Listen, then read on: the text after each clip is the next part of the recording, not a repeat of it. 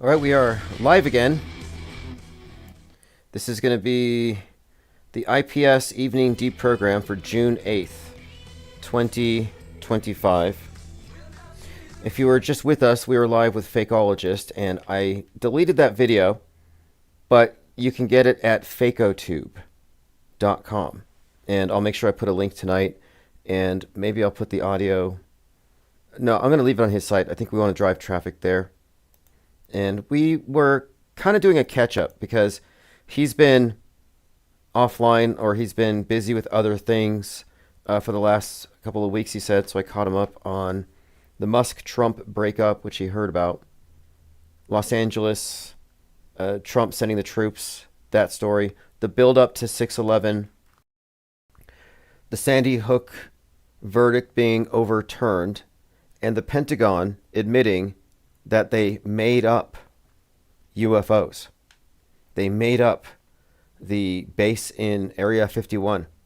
The Pentagon made it all up. They say they lied about it in order to distract the public or disinform them, or there any eyewitness testimony regarding certain craft, experimental craft. So they're trying to conceal secret technology by sowing the field of disinformation. So if you see something, you're going to interpret it as coming from Mars or Venus instead of some advanced craft. So for national security reasons, which it makes sense as an explanation, but I think it's actually deeper than that. I think it's a little more nefarious, that they want people to be superstitious and they want you to believe in absurdities like aliens. Because if you're in this new scientific paradigm, the Church of Nasatology, you don't believe in angels. It's not scientific, but you'll believe in aliens. Checks off the same box. So ultimately, it's just revealing that at a minimum, whatever you take away from it, the Pentagon admits that they have the capacity to, and they have done, in this instance, they've actually accomplished it, to lie to people about something for decades, to influence public opinion and culture. Think about how many comics, movies, and video games and books came out of this notion of alien bases in Area 51. X-Files, for example. And that all came out of the Pentagon. It kind of says something about my general statement about psychological warfare and about how entertainment is more or less a military operation. It's a psy-war operation.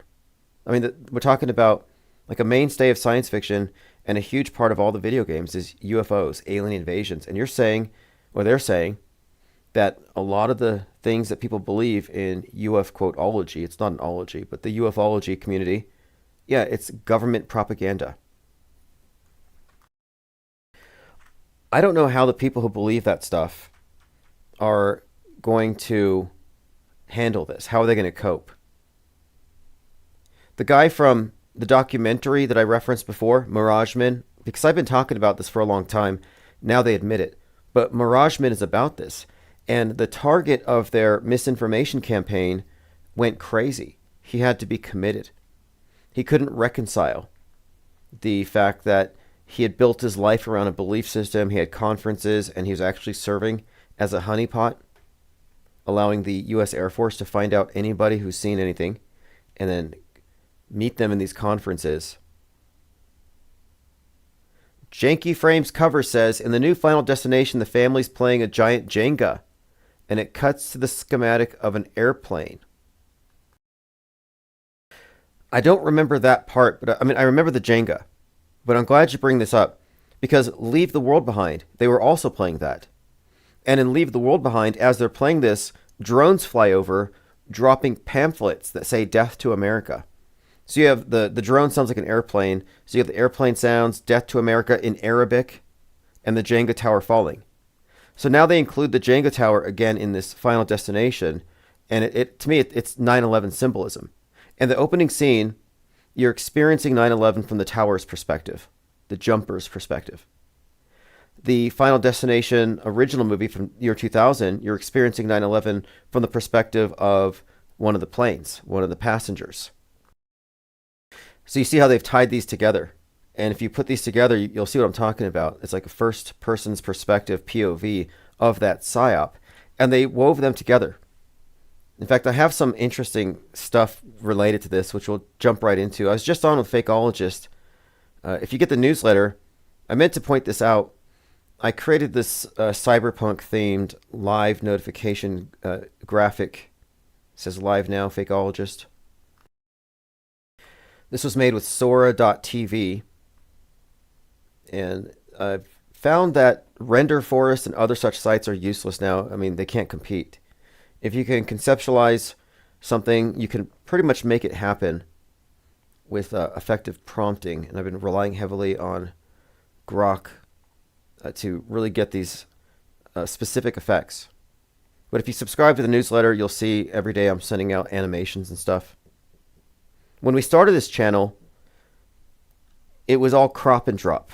Our memes were not animated, and it was basically just square pictures of faces superimposed over other things. So I like to stay cutting edge, even though I still like the crop and drop style. All right, let's get into my notes for the day. We were talking about Seattle, because 6/11's coming up, and I remember this movie called How It Ends, and we talked about the date.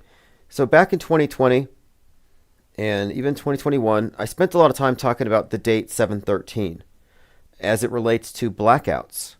The blackouts in Manhattan, in particular, the blackout in Manhattan in 1977, and then the blackouts in 2019. So 42 years apart to the date, July 13th, you have these historically significant blackouts. And the numerology, the numbers they put out there are what caught my attention. I'm looking at the Drudge, and it's like 42 years after these blackouts, same day, 42nd Street on, 42,000 people put in the dark. So I'm like, what's with all these 42s? And this is when I started mind mapping these stories and these numbers and how they tie these things together. But How It Ends is a film that came out on 7/13, and it's right on the cover, How It Ends. And it's about a seismic event off the west coast of the U.S. that has disrupted the electrical power and telecommunications. It says here, he flies from Seattle to visit his parents in Chicago when it happens. And the film was released on 7/13. Now, 7/13 was the date Trump was shot in Butler. And there's been this connection, a consistent connection between the Trump headshot situation and the Seattle destruction situation, the nuke scenario. These have been paired up. And Jurassic Liars always pairs these up. He's always talking 6/11, 8/4, referring to two distinct events. And we've been talking about how this has been a facet, a feature. For example, Butler, Pennsylvania, 42 miles from East Palestine, Ohio, which connects headshot with the toxic airborne event and the blackout scenario, as depicted in White Noise, that overlapped with Palestine, Ohio's disaster. So here we have a movie that comes out on 7/13, which happens to be 113 days from 11/3, which, again, the date 11/3 and 3/11, like all these other numbers, are dates that we notice because they draw attention to it. So I'm pointing out this connection here because this movie is about the destruction of Seattle or the world, but it starts in Seattle. And the movie has that date of Trump's head wound. So again, I'm just pointing out the consistency here. Now, someone sent me this note about how in the new Tom Cruise Mission Impossible, he's carrying a sign that has the date 6/11 on it. Shout out to Cupstar. Thank you for supplying this in the Discord server. By the way, if you're a Blue Wrench Lodge member of the YouTube channel, go to posts and you can get a link to the Discord server. So here's Tom Cruise, and in the background you have 6/11/18. The camera pans Tom Cruise to keep the sign in the shot for a second or two. I see it. 6/11. So this had me thinking about Oblivion. If you remember Oblivion, it's a science fiction with Tom Cruise, and a little bit about that. One, there's an Elvis bobblehead. If you remember in Oblivion, it's mostly bland. It's the sterile environment, a spaceship. The world's just It's been nuked, so it's like really featureless. It's a featureless movie, but Elvis is on the dashboard. An Elvis bobblehead in Oblivion. Tom Cruise's character keeps Elvis, referred to as Bob, on the dashboard. This prop serves as a nostalgic connection to humanity's past. So again, this is just a little side note, but in Oblivion, there's the post-nuke apocalypse scene in the football stadium where he has a dog shows up, kind of a reference to a boy and his dog. But anyway, this is just another reference with Tom Cruise and this post-nuke apocalypse scenario with Elvis thrown in for good measure. But the 6/11 thing right there. And something else came up today. This was a fascinating find. Synchromorpheus had looked into the actress that plays the prophet in Final Destination. So if you remember, there was the girl who has the prophecy, who believes the Space Needle is going to be destroyed, and she warns everybody. Well, later in the movie, they show her as an older woman. And the actress that plays her her name, she's known as Gay Rose. Her name is Gabriel Rose something. But anyway, for short, her IMDb is Gay Rose. And so it's Garo, like Garrow, who is the person that we've been referencing, Jurassic Liars. Anyway, I let him know about this. And he said, bro, that is so funny because when I was a kid, they would say my name wrong as a joke, and they would call me Gayro. Well, Gabriel Rose is the prophet. So kind of a Garrow connection, just kind of weird. Again, these things happen. We point them out. So here's the reference, and I talked about this a little while ago with fakeologists. Pentagon planted Area 51 UFO conspiracy theory to hide weapons programs. So ignore their explanation for the why. We can't verify that's why they did it. That's their surface explanation.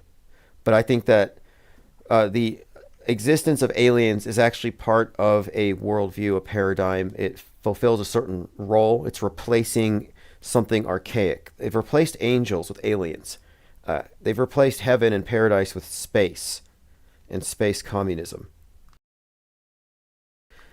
Verkjun says, in the new Final Destination, the safest person is living alone, isolated, never leaving her house. She dies as soon as visitors come, and she steps outside for a moment. The movie is pure hopelessness. Yes, it actually is.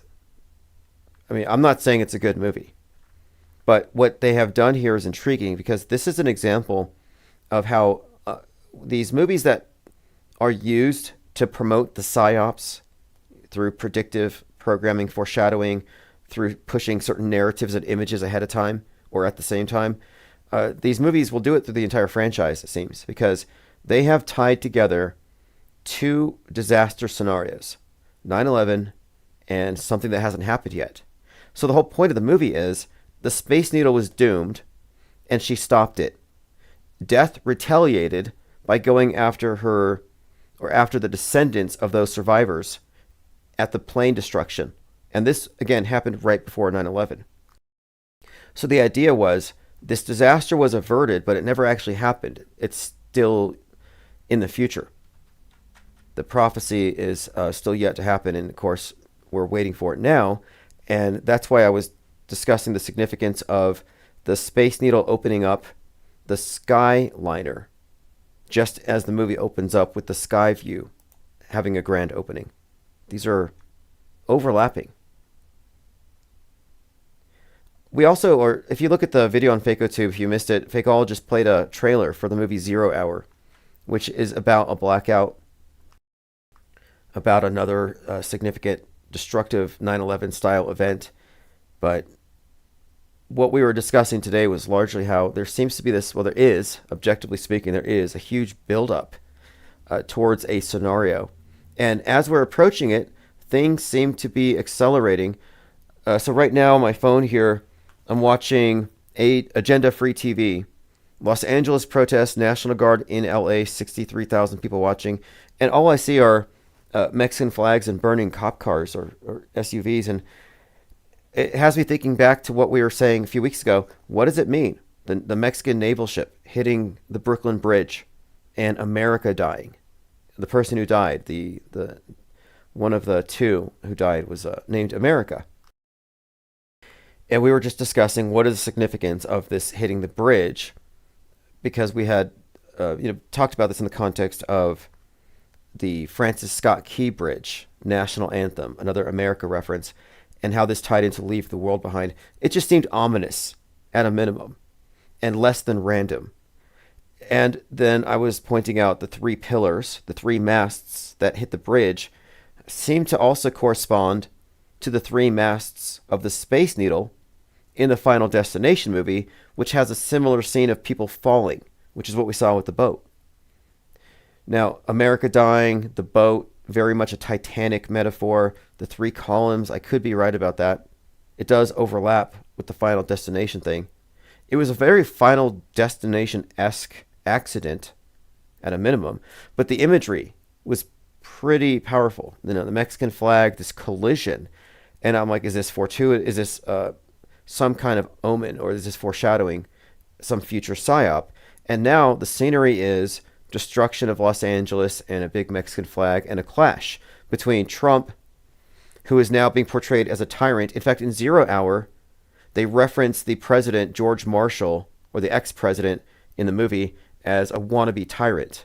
Well, here is Trump about to celebrate his birthday with the military parade at the end of the week. Meanwhile, he's doing these deportations. Well, in 0 Hour, which I was just listening to on the trailer because I haven't seen the whole thing, it talks about these human rights violations and people being kidnapped without warrant. Well, right now, Trump has the deportations, ICE agents fighting with people in LA. So you can see that overlap between 0 Hour and this political tyrant. And Trump, again, he has been represented this way. They pointed to the USDA and the big mural of his face. They said, oh, it's just like a dictator to put a big image of his face everywhere. So there's that buildup. And then we have the No Kings protests on his birthday, on Saturday. So there's a nationwide protest called No Kings, referencing Trump and Elon Musk, of course.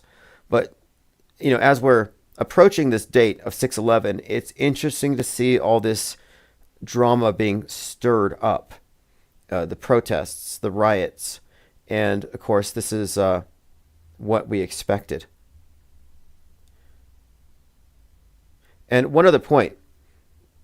The people who are being deported are seen as victims. This is like a martyr story. And Trump is being looked at as a authoritarian bully who is sending the Marines in and the National Guard in unnecessarily. So the other side does not support this. And he's threatening to arrest mayors, for example. So he's being portrayed a certain way. His birthday is coming up. It's being celebrated with a military parade. And the base just made the news. The group called the base, not Al-Qaeda, which Al-Qaeda, of course, means the base in Arabic, but no, the American version of Al-Qaeda, the white nationalist group that's training in paramilitary camps because they want to take advantage of societal chaos to establish a white ethno-state. In other words, Turner Diaries brought to life. And it seems like this is the perfect storm setup for this Turner Diaries 9/11 scenario happening as per this apparent script. So it was Snake Injustice who said, I just saw Mission Impossible. In a scene early on, there's a crowd of protesters. One has a sign with June 11th written on it at the 6-minute mark. Lean Dion posted this. From a Rick and Morty episode, they're hunting in a future wasteland. Turns out to be, quote, what's left of Seattle. And here's a shot of a damaged Space Needle. Roxy said, where did all those cops come from? Thousands. Well, there's this big military parade. It's the 250th anniversary of the military. And there's going to be 6,600 troops there. So there's a lot happening. We went over this in detail yesterday. Trump at the Kennedy Center. So Trump's going to be at the Kennedy Center on 6/11. So again, correlating the 6/11 scenario with the Trump head wound, and Kennedy is an association to the head wound. And then also remember he was shot at 6/11. So that these are things that are consistently being related. But what is interesting here in this picture, when we went over this yesterday, is he has his hands out, palms look red, same hue as the carpet, like stigmata, very Christ-like, but his face, his head, is superimposed over a gigantic bust of Kennedy's head. And so in context, we had Musk with the black eye next to the Lincoln head, and now here there's Trump. Again, the Christ pose, the stigmata, his head superimposed over the Kennedy's head. And again, this is looking to me like a build-up with the visuals, the graphics, the memes. So I talked about Mountainhead a little bit yesterday. I watched Mountainhead, and it's about AI causing problems throughout society, and it's causing groups to rise up in retaliation for imagined hate crimes because the generative AI is so powerful and there's no way to control it. And in the movie, the media is so desperate, things are so bad and bleak that they actually tell people, don't believe anything. Like they're basically telling the public to be skeptical, to auto-hoax. And I've been talking about this concept of fakeability for some time, that the general public is unaware of the sheer fakeability of events in general. And I was saying this before generative AI had been mainstream the way it is right now. So now it's just plainly obvious. But the fact of it is, it's not a new problem. We've already been deep-faked. But what they're doing now, and this is clever, is they're conditioning the public to see it as a problem. Like now it's a problem. You've already been deep-faked into the Disney universe, Planet Netflix.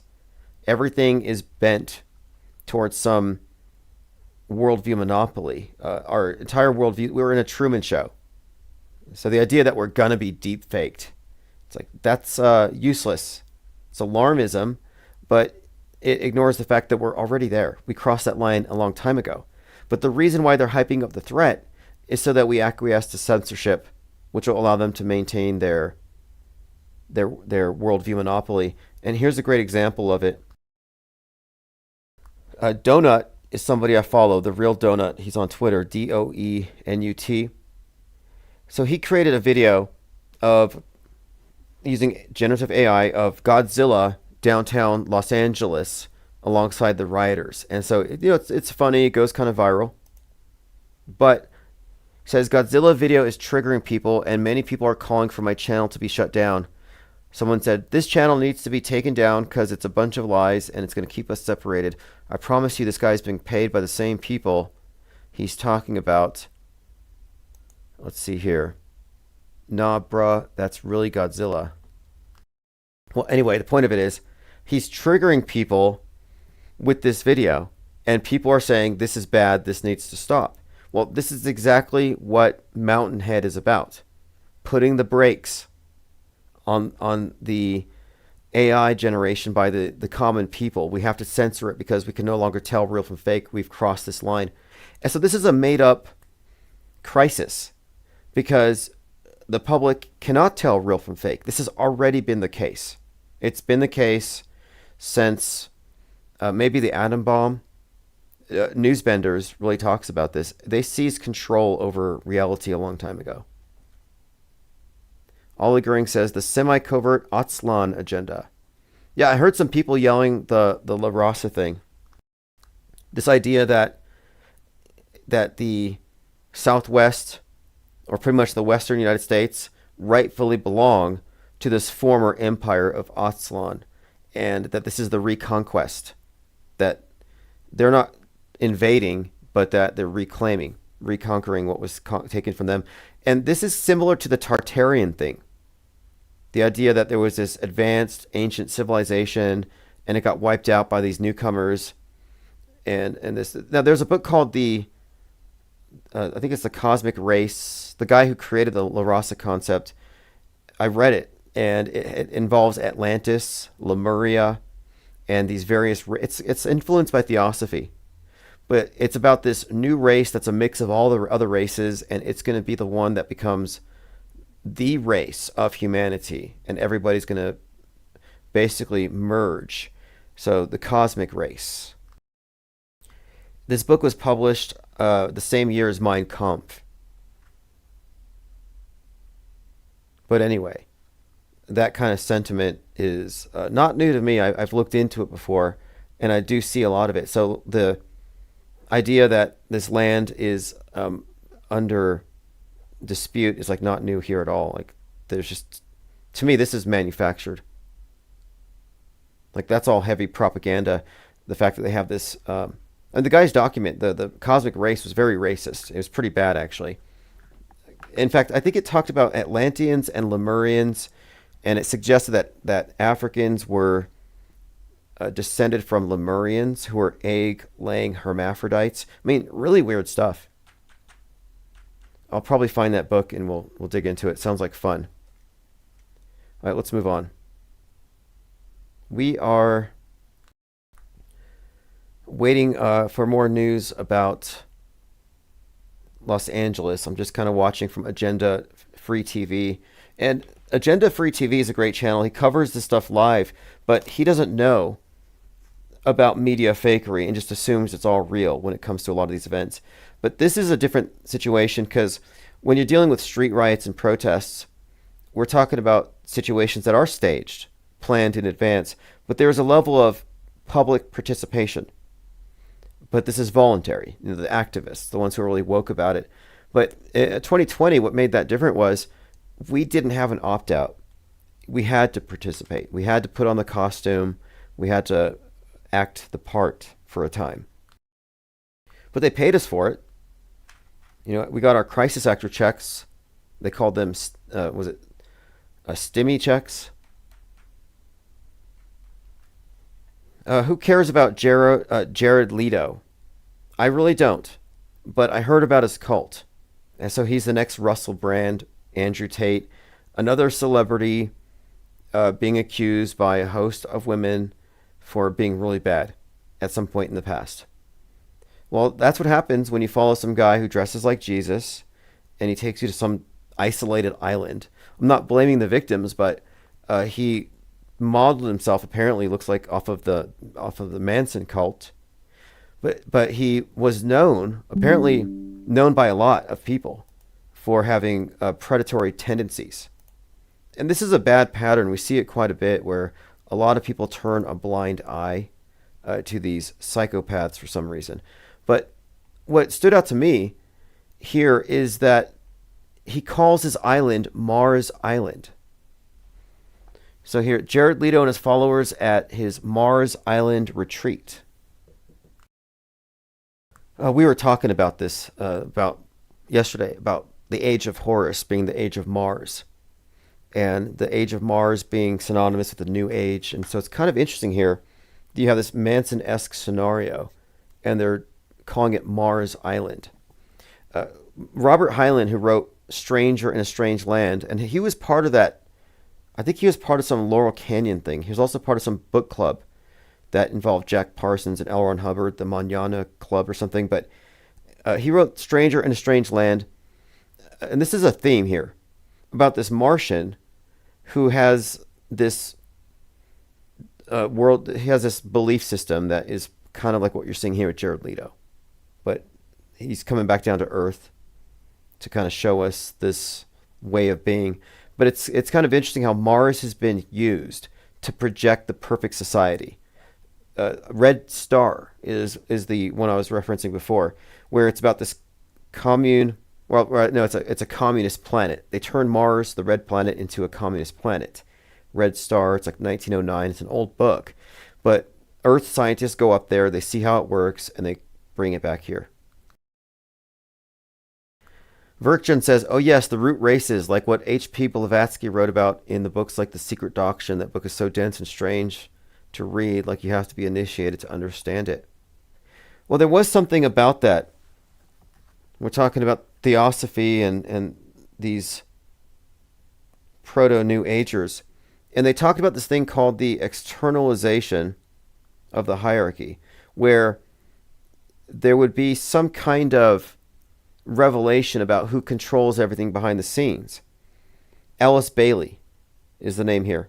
She described it, where a group of evolved teachers, guides, and masters would manifest or show themselves in the world. So inner to outer manifestation. But this is the interesting part. According to Alice Bailey, the process involves stages. So we're talking about stages of humanity being collectively initiated into this new age. So we can all go to Mars Island. But listen to this. The year 2025 is when the hierarchy may set a date for the next stage of its externalization. So they had a meeting like 100 years ago, this Theosophist group, and they said that there would be this conclave, and it would coincide with the ages of Aquarius showing themselves on the earth. And the Aquarius has to do with the deluge, the flood of information. But anyway, it said the hierarchy is set for 2025. The stage of the forerunner, characterized by increased spiritual activity, and this will involve the visible presence of advanced spiritual beings. 2025 is a pivotal point for the next step in humanity's spiritual evolution and the outwardly manifestation of the hierarchy's influence. Interesting times. Jennifer Reeve says, didn't he climb the Empire State Building as a stunt? He may have. I think I only recall one movie with him. It was American Psycho. And he gets axed to death. But that's in the news. The Mars thing caught my eye. It's another scandal. Andrew Tate probably not getting clicks. Russell Brand not getting clicks. Russell Brand's going to get a pass, I think, because he has performed the necessary rituals. I think he's going to be in court starting like now. Like I think Russell Brand's going to be in court quite a bit, which will take away from his church time. I followed this thread on Twitter where someone asked, is your life really better since your awakening?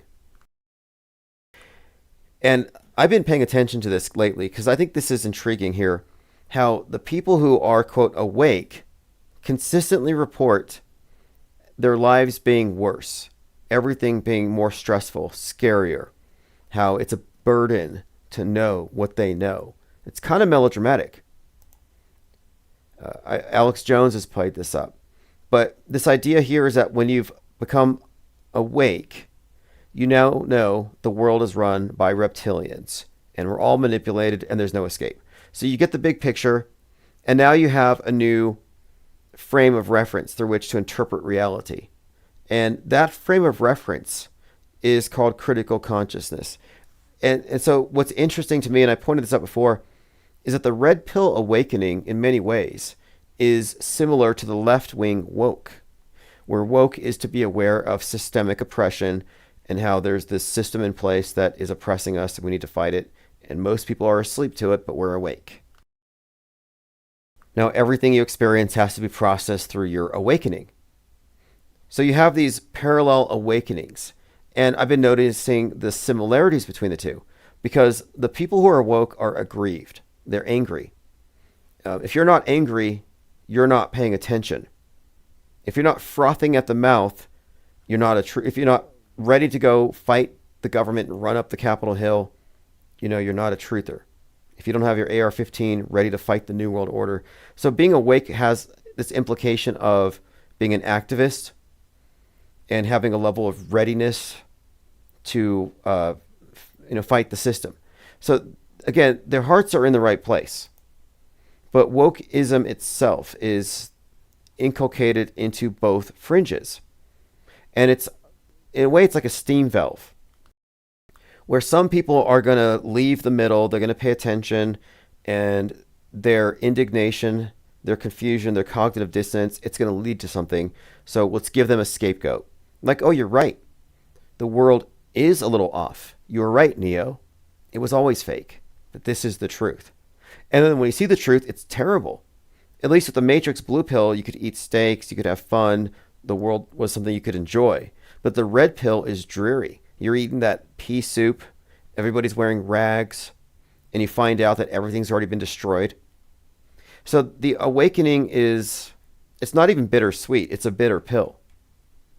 And I've noticed that the woke people are just as miserable.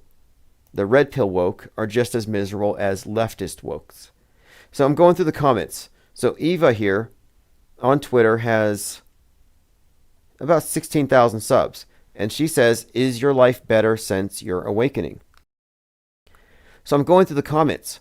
Mine got worse and it's calming down. It's been 4 years and I'm having a hard time and I must now isolate myself from society. And ironically, these are the anti-lockdown people crying about isolation, social distancing, and masks, but now they're voluntarily isolated.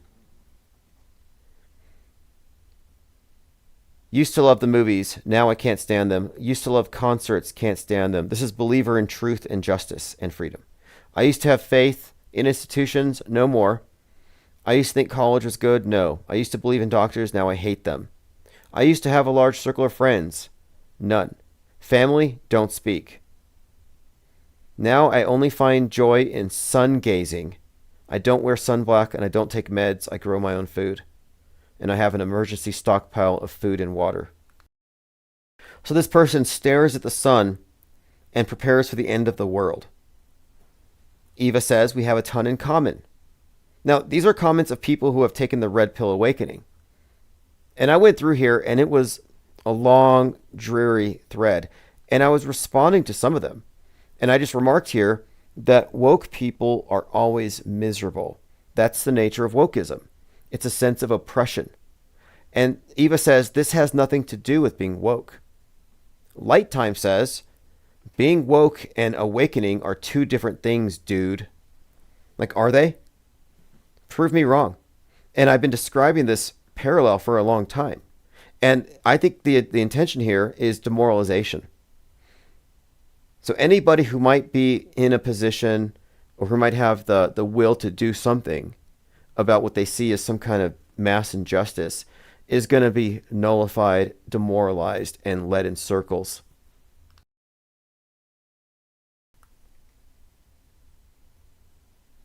All right, let's see here. Lord Laney says, those controlled op guys who harassed school shooting victims made it look crude and cruel, but I still kind of like that gonzo-esque gotcha-style journalism where you bum rush them. Yeah, I like that too, but I think the problem with their approach is they're going after the perceived victims, which makes them victimizers. And it's unconscionable, and it's low-hanging fruit, and nobody will believe you. So crisis actors is not a conspiracy theory, but the people who hyper-focus on that, I think they're part of a limited hangout operation where they don't talk about who wrote their scripts. Like, forget the actors at the very bottom. Who wrote their scripts? How did they get the integration of law enforcement, DHS, hospitals, media on both sides of the political aisle to sign off on such an event? It's a big picture. So when you look at these psychological operations in isolation as anomalies, you're like, okay, that's a hoax or it's like a PR stunt. It's like, no, it's actually much bigger. Every one of these is much bigger. We're talking about psychological operations that would necessarily require the integration of government and media at a level at which they're supposedly not even in collusion. I mean, what clued me into this was simply, how come Armalite is paying $73 million over an obvious hoax? Do they not have the ability to see through it? We can see through it. Well, it's because both sides are, of course, part of the fakery. Andrea says, Leto was Angel Face in Fight Club. Okay. Now, Fight Club has this scene where they're talking about resetting the system and destroying everything. And the main character, Edward Norton's character, is discussing wrapping the columns of buildings in explosive gel. And as he's talking, right behind him are these two towers. It's I think it's Plaza City Twin Towers, the same architect that did the World Trade Center Twin Towers. And as he's talking about these, or about this Project Mayhem and wrapping the columns of buildings in this, or coating them in this explosive gel, they show these twin towers. And at the end of the movie, y'all probably remember the scene, the towers are all collapsing. But what's interesting is the explosive gelatin was referenced. Because leading up to 9/11, there was this art group staying in one of the towers called Gelatin B. And Gelatin B were producing some kind of art exhibit. And we never got to see it because it was going to be performed on 9/11/2001. Or 9/11/2001 was the exhibit. And it's just some dark joke to call it Gelatin B, which is my contention here. But if you look into that group, this mysterious art show they were preparing, it did involve setting up some platforms so they could have people on the outside of the tower. They had a helicopter shooting some footage. Calm Down says, it seems like the ICE protests in downtown LA, they want the protesters to start some shit, but it's just not happening like the OG LA riots. Well, it's been 33 years since the LA riots. And there may be some overlap here.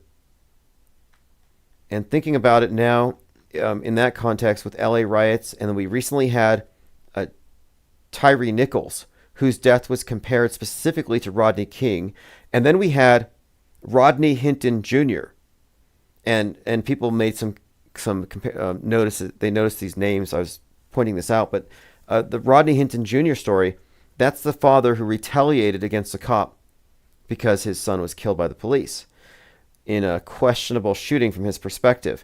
But the cop that Rodney killed was born on 6/11, and he just served 33 years. So he was this retired deputy. But again, 6/11/33. That references Timothy McVeigh's execution, age 33, 6/11, and Trump's shooting at 6:11 p.m. and 33 seconds. And now here we are, 33 years from when Rodney King was, and you can look this up, Rodney King was hit with the baton 33 times over the course of 1 minute and 19 seconds. Ollie Goering says, IPS brand gummies called Gelatin B Yum. Hey, I could do that. I like that. I was just talking to Fakeologist about this before we were live, about how I'm looking for supplements that I can sell and other items. And I was trying to get B12 shots, and I wanted to be adrenochrome shots.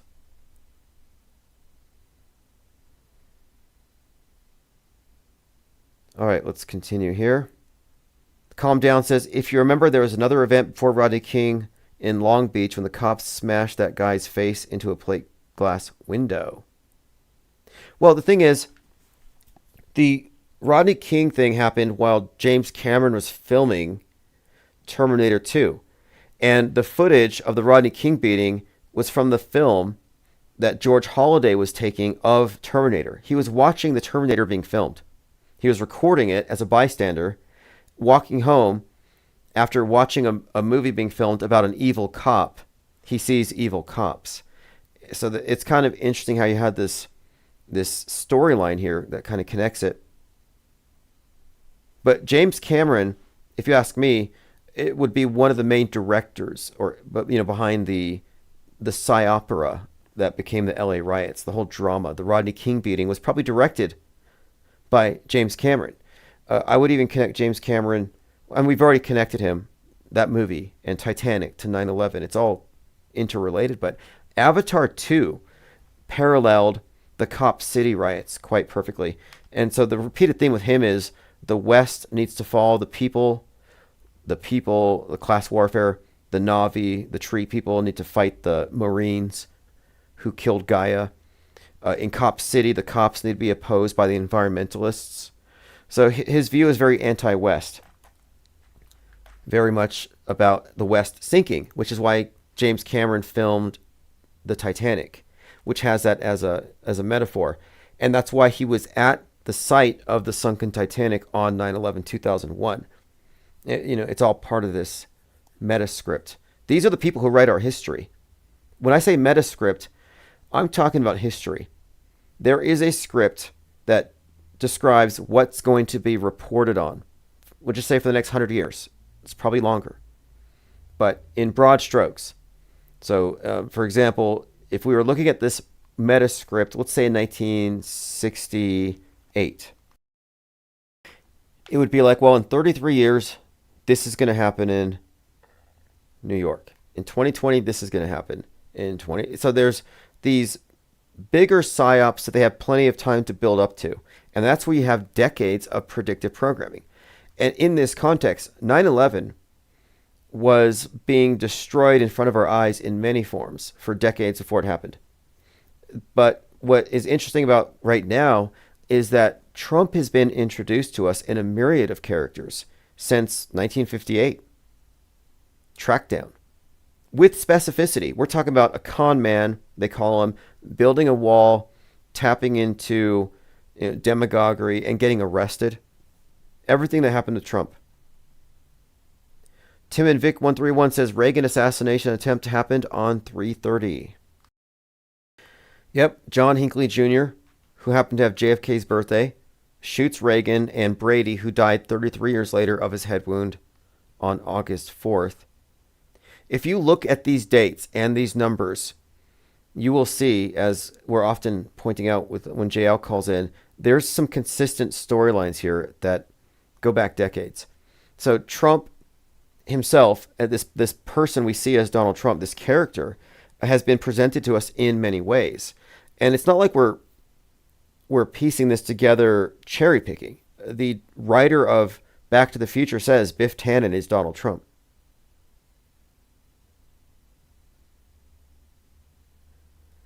All right, let's see what else we have here. Now, the Reagan assassination, John Hinckley Jr., it has some elements of Jodie Foster, who was the person he was trying to impress, and that was a little girl that Robert De Niro saves in the movie. And Hinckley was dressing like De Niro leading up to that event. And that was obviously a staged event as well. There's a continuity here. And Robert De Niro has been very prevalent in this particular scenario. If we look at his role as Murray Franklin in the Joker movie, as Taxi Driver, the assassin, there's a lot of references to this throughout his work. Then we could even say Machete is a major one. And even this 0 Hour, where he plays, again, this role where he's embodying aspects of Trump, and on the world stage, he's Trump deranged. Deprogram Truth says, what's up with all the Trump charges and stuff like that? I'm assuming it all just goes away. Yeah, I remember thinking they made it 34 felonies because 33 would have been too obvious. Like 34 is the new 33. And I think they had to adjust it because of us.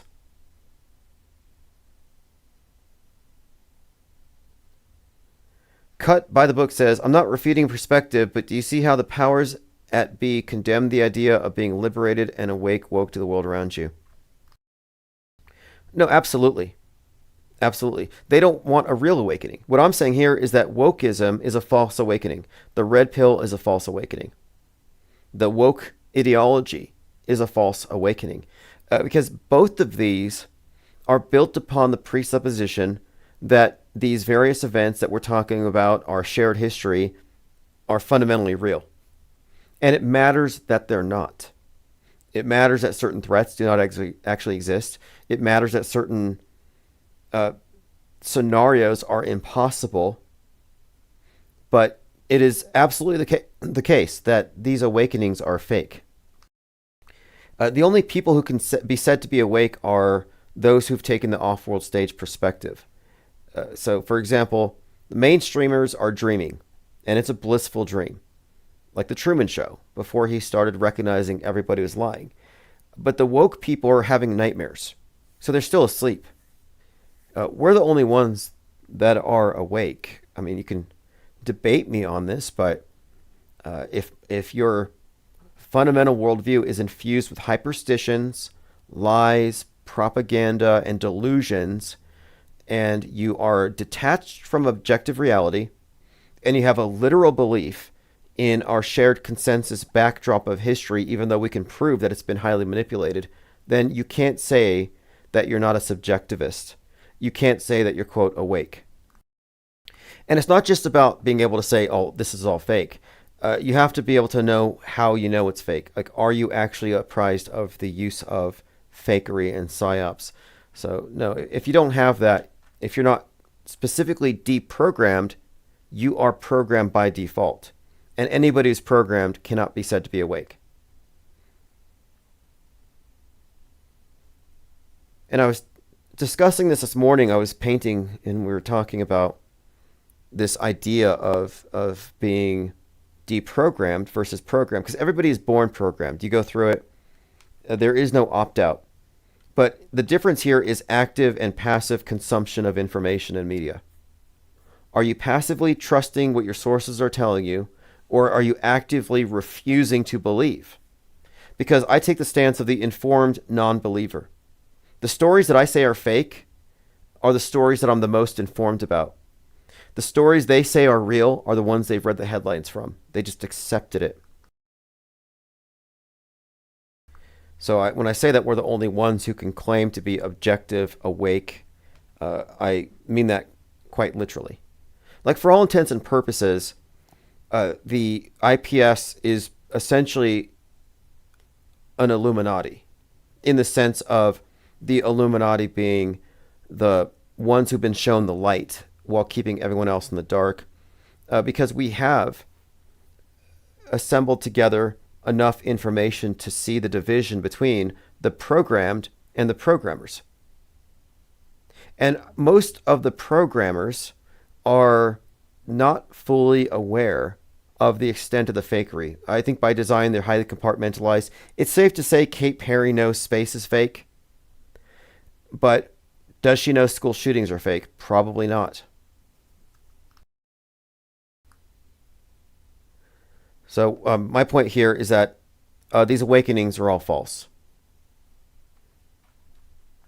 And another aspect to wokeism, and this applies to the red pill stuff as it does to any activist. Like, what's the difference between a soy boy Antifa and a Proud Boy? Both of them see their role as, now that we've taken this awakening, we've had this awakening, we must wake up the sleepers. So the red pillars want to hit the blue pillars and wake them up.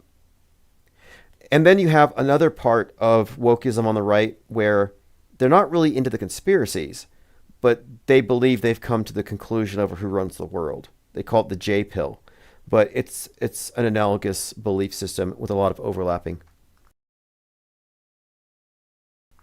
Yeah, Tim and Vic, if you want to hear me on Fakeologist, we had like 150 people in the chat. It was pretty active.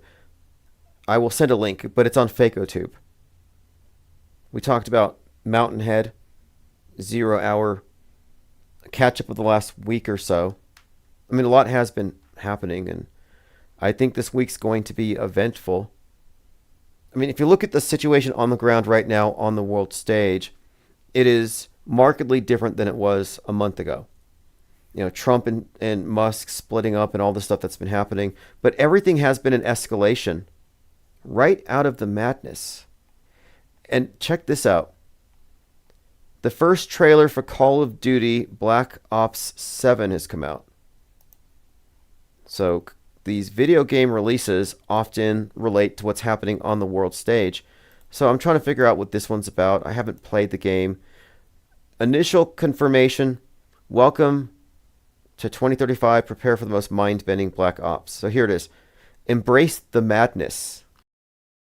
So embrace the madness. The madness, again, references Disease X. Mountainhead is about the madness. The AI-generated content causing people to go crazy. So Call of Duty Black Ops 7 brings players to the most mind-bending Black Ops ever. The year is 2035. The world is on the brink of chaos, ravaged by conflict and psychological warfare. Wielding cutting-edge technology, David Mason must fight back against the manipulative enemy who weaponizes fear above all else. So it's about psychological warfare, embrace the madness, weaponizing fear. Very interesting.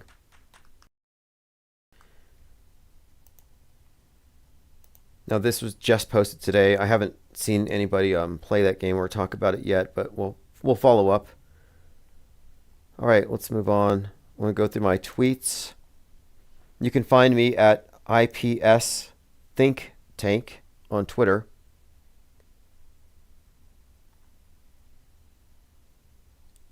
Tim and Vic says, I was hoping Lynn would talk about the Brooklyn Bridge.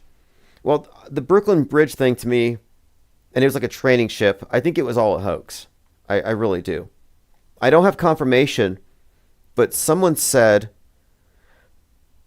that it was cut off 33 feet from the top of the masts. By the way, Trump and Mark Rubio both tripped on the way up the stairs of Air Force One. I don't know if that means anything. So here's Trump. He says, we're going to have troops everywhere. Even if you don't plan to invoke the Insurrection Act, do you plan to send troops to Los Angeles? What? Even if you're not planning to invoke the Insurrection Act, you still plan to send troops? Well, we're going to have troops everywhere. We're not going to let this happen to our country. We're not going to let our country be torn apart.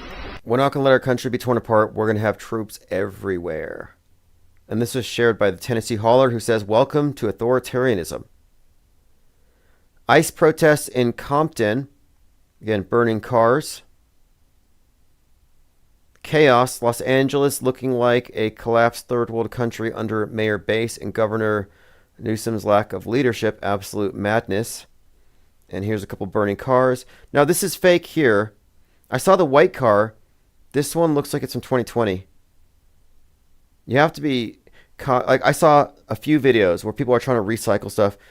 Protesters at the LA Federal Detention Center. Members of California National Guard and their families are going to die, is what they're saying. So threats. Now, this is a great example of Mountainhead. So this account, Jay Mayers, let me see his channel size. He is obviously engagement farming. He got 1 million hits. So that probably bought him a tank of gas. I mean, what does 1 million hits get you if you monetize it? But what has he done here? This is no different than Mountainhead. He didn't generate this, but he just recontextualized some footage from 5 years ago, and it spread to 1 million people, and 1 million people are now saying, okay, we got to do something about Governor Newsom. You see, so it inflames passions, people get angry, and it's fake. The essence of skepticism is suspension of judgment. So instead of seeing this and reacting, okay, I'm super mad now, or I'm super happy and vindicated now, you would say, well, let me hold back and wait and make sure it's real before I tap into it emotionally.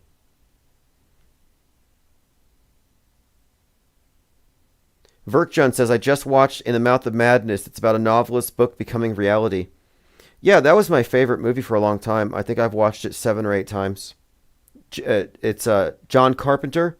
It's a documentary, just like They Live.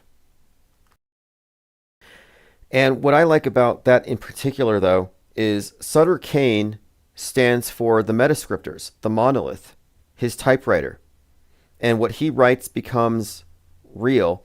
But it's about his books changing the entire world because it is the filter through which everyone perceives reality. And everybody goes through it. Everybody's crazy except for him. And so ironically, at the end, he's in the padded cell. And that's like us.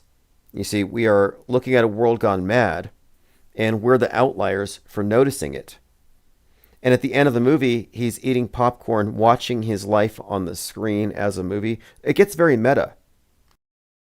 But In the Mouth of Madness is a pretty good description how a media monopoly allows any person or entity to dictate how reality essentially manifests. Well, that's interesting. Somebody had taken a picture of a burning American flag, and you see a face in the fire. We don't have any real martyrs yet. I saw somebody saying there's going to be a Jorge Floyd, but I don't think they need a singular martyr. I think they have a class of martyrs. Like this, to me, has the potential to be as inflammatory as 2020, especially now that Trump is aggressive here. I mean, look at this here. A once great American city, Los Angeles, has been invaded and occupied by illegal alien criminals. Now, violent insurrectionist mobs are swarming and attacking our federal agents to try to stop our deportation operations. But these lawless riots only strengthen our resolve. I'm directing Homeland Security, Secretary of Defense, and Attorney General in coordination with other departments and agencies to take all necessary action to liberate Los Angeles from the migrant invasion and put an end to the migrant riots. Order will be restored, the illegals will be expelled, and Los Angeles will be set free. I mean, that's pretty inflammatory right there. And then he's unleashing these soldiers, the National Guard, and this is not looked upon favorably by the other side. And to me, it looks like it's needlessly incendiary. And then you have the dramatic footage here of National Guard firing non-lethal munitions, but the imagery of it is pretty powerful. We're going to move back. We're going to stay at a safe distance. So what you saw there, that was... Now, we'll play more of this later. I don't want to spend too much time. Here's the Black Ops. I'm not going to play the trailer. Black Ops 7, it was just released, but psychological warfare. Rebel Black said, could that be a crisis baby? We can't believe anything anymore. I'm with him on this. I see a mother with using a this is 100% propaganda. She's using a Mexican flag to wipe the tear gas from the eyes of her baby. This is pathetic. This is agitprop. I mean, this is pure symbolism. Does anybody believe this is real?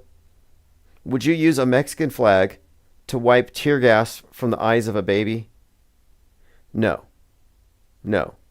This is 100%, in my view. It's either A, it's child abuse, or it's staged, and it's still kind of child abuse. I think this is fake. Regardless, it's a crisis baby. CNN says they're each carrying large sticks and a rifle. Each of them are carrying a rifle, and they appear to be lethal. We don't know the status of what these weapons are. National Guard on the ground in LA after Trump's deployment order.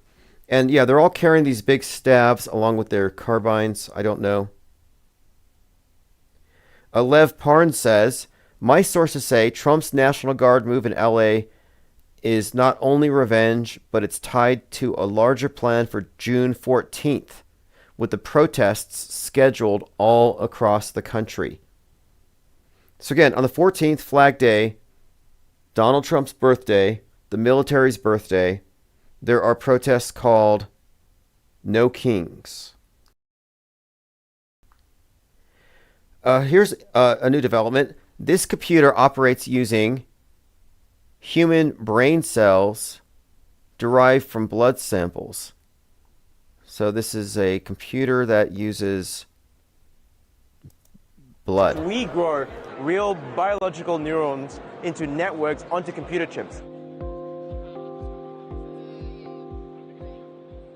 It sounds like science fiction, but Hans says the CL1 is capable of learning and adapting faster than standard silicon-based AI, while consuming significantly less energy. We take blood or skin and we can transform them into stem cells, and from stem cells into brain cells or neurons that we then use them for blood to stem cells to neurons to computer chips, biological fusion here. This is an interesting and somewhat disturbing development, and it reminds me of, it's comparable to Astrocrete. When I learned that NASA has this plan to mix blood with moon dust and Mars dust to make a stronger form of concrete. But yeah, here you'll just give some blood to your computer and it will come to life or something. This is definitely crossing some line here. Calm Down says that IRT Media is a good channel covering the downtown LA situation. Okay. Yeah, I'll be following it for sure. I like to follow stuff like after the fact a little bit, because real time, you can't really vet everything. You need time to ask Grok.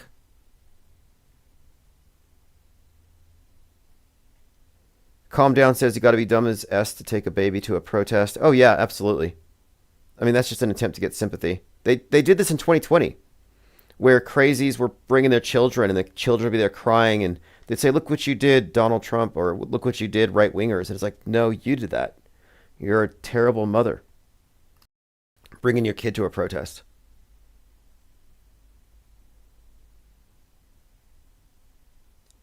G says, have you ever been to the war zone part of Albuquerque? Yeah, I used to live there. I lived there for a few years. I abandoned my phone after some things, and I spent some time mostly selling art. But yes.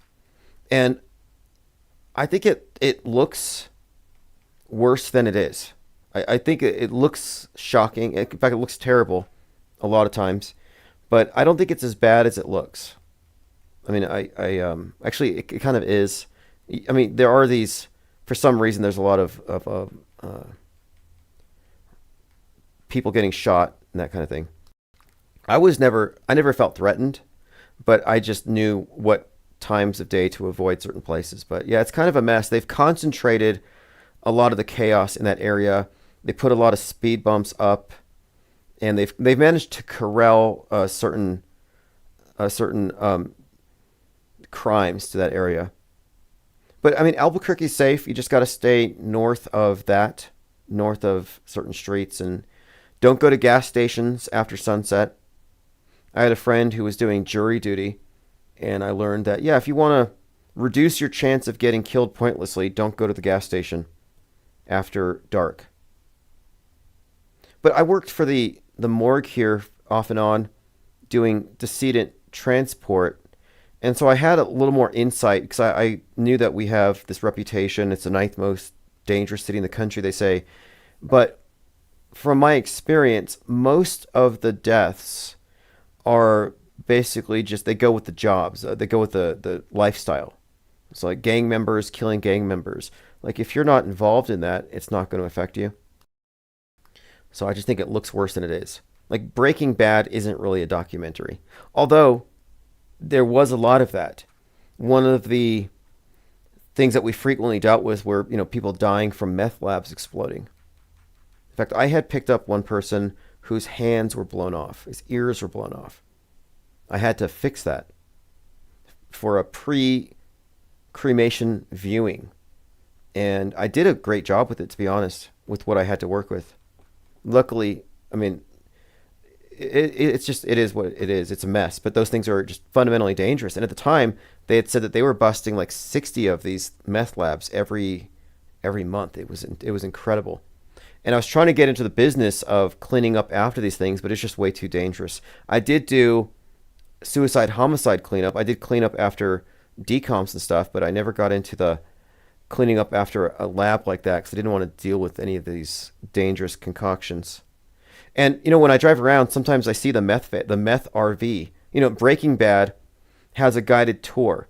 So you have the Breaking Bad RV where they were making the stuff, and they actually have a replica of it, and they do a tour. And there's this family that lives at one of Walter White's houses, and they have a sign out front that basically says, "Don't disturb us when you're taking your pictures and your selfies." All right, let's see what else we have here. Going through your comments. Tim and Vic says, on 11/9, NBC News reported that lawyers ordered to find migrant families separated by the Trump admin said they haven't tracked down the parents of 666 kids. Calm Down says, every mortician I've ever met was goth. Has that been your experience? No, most of the people I worked with were the children of the people who owned the thing, whose parents started it. A lot of these things were family businesses. And a lot of the people that I worked with were mostly people looking for side jobs, picking up at night. And I did have this task when I was working for the medical investigators. Well, I wasn't working for them directly, but for the ambulance company that had the dead body contract. One of my jobs was to help vet potential new hires by taking them over to the morgue and into the reefer so they could, get an idea, can you really do this job?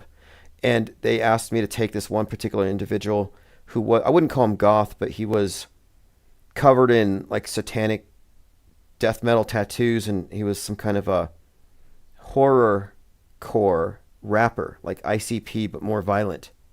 And I thought, surely this guy will love this job. You know, he raps about it, talks about it, wears the shirts, you know, the skulls and stuff. And no, he did not have a stomach for dealing with all the bodies. And I saw this a couple of times. I did see it a couple of times. Like, having a morbid aesthetic does not inoculate you against the reality of it. Okay, let's see what else we have here. I'm going through my Twitter feed, and you know, I'm pretty sure that anytime you see some OnlyFans model being spammed on your account, it's AI. People are generating these things. You can't trust anything. They've deep-faked that entire industry. Who knows how many of them are completely made up? You know how many of them advertise with fake stories? Like, this teacher has been exposed. She's actually an OnlyFans. It's like, I've seen plenty of these. These got to be PR stunts, if not totally fake. If only that Hawk Tuah girl was AI. Okay, I think we're going to open up phones if anybody has anything to add here. There's going to be some kind of not a marathon, but we're going to be live morning and evening on 6/11. And most of you here are pretty much aware of what 6/11 is, the significance of it, and why we're looking at it with great interest. Uki says Tim got scammed. No, it's not that I got scammed. It's that I've been following a lot of these channels on how to build AI avatars and bots and what they call faceless YouTube accounts. So if you go into any of these tutorials on YouTube, it's all about faceless accounts. And what they're doing now is they're creating just from scratch entire characters, and they're so realistic, there's no telling. There is no way to know the difference. And it wouldn't shock me. It's out of control. And I'm pretty sure every single event that they want a consensus on, they're building it now almost purely by AI. All right, well, I'm going to go ahead and head out here. I have a few other things to do. We're going to be in the Discord server. So if you're in the post section on my account, there's a link. You can go ahead and join the Discord server. We'll be in voice chat. We're going to be compiling our information here. I'm trying to turn the Discord into an auxiliary research, and there's been a lot of great posts lately. So again, if you want to be involved in Discord and you're a member, just go to posts, and I just posted a link a little while ago. Subscribe to the newsletter. I'll put a link below. It's the Substack. And here you get live stream notifications and video archives, as well as newsletters and other relevant information. So there's a link right there. If you're not subscribed, I suggest you do. And thanks for all of your comments. I'm going to send a link to the talk I had with Fakeologist. It was just kind of a catch-up of the last week and kind of setting the stage for what we're expecting. In fact, here's a link. I'll just go ahead and pin it on my account. What we're expecting for Wednesday and why we think it's highly significant.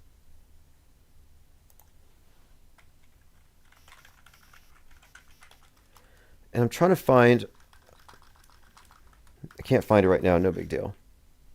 I have a couple of other links to share. I'll try to compile everything. Subscribe to the newsletter. I have a very lengthy newsletter, all setting the stage for 6/11. I've been using AI to compile a lot of this stuff. So I just want to have everyone on the same sheet, because it should be fun. I mean, I'm not looking at this apprehension. I'm not crying wolf. I'm not warning people about the end of the world. I'm like, grab your popcorn. This should be good. So this is Chief Crow, Auto Hoax, or GTFO.